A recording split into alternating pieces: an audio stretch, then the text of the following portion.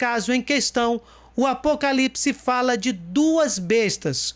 Uma é um poder político e a outra é um poder religioso.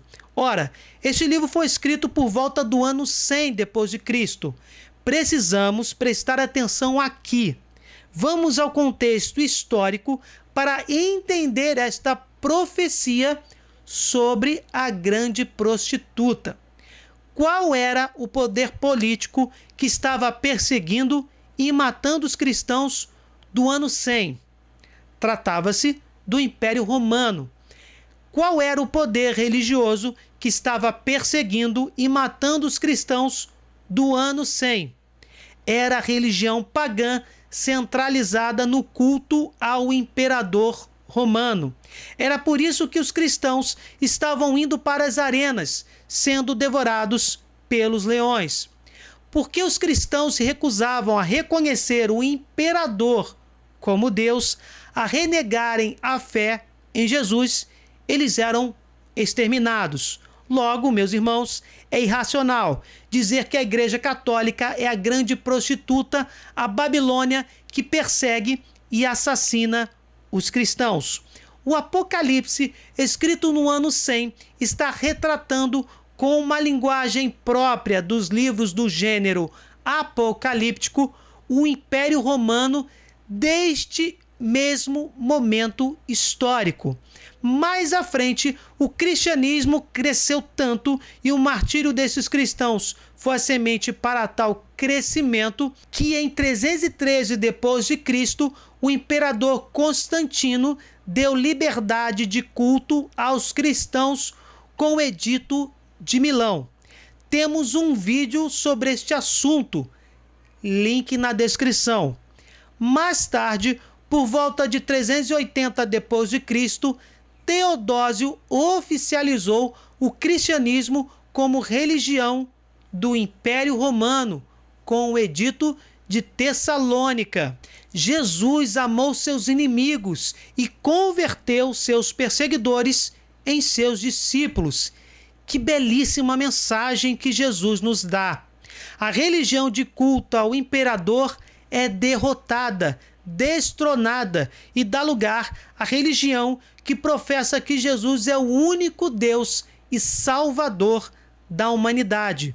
E este acontecimento, por obra de Deus, obviamente, ajudou na divulgação do Evangelho por mais de 1500 anos. E esta missão continua até hoje. Ou seja, a profecia da Grande Babilônia fala com linguagem apocalíptica do Império Romano do ano 100 aproximadamente, quando João escreveu este livro. Graças à Igreja Católica, que é romana, simplesmente porque sua sede é em Roma, todo cristão tem uma Bíblia, cuja criação foi obra da Igreja.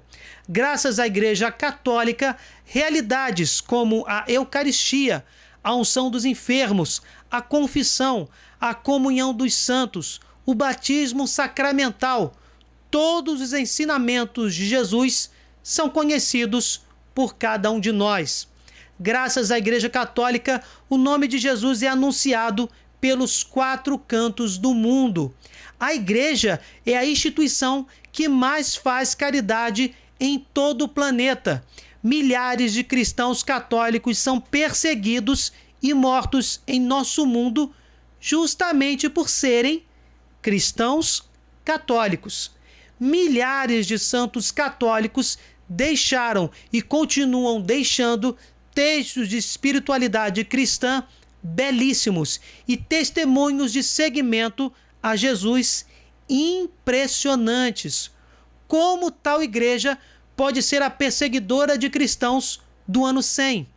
Como a Igreja Católica pode ser a grande prostituta se ela ensina o Evangelho, rejeita o aborto, a promiscuidade sexual, rejeita os falsos deuses, a idolatria, rejeita o homossexualismo, a corrupção humana, a cultura de morte e toda e qualquer forma de pecado? Não era para ela fazer exatamente o oposto? Pensem sobre isso, reflitam. Deus nos deu razão e fé.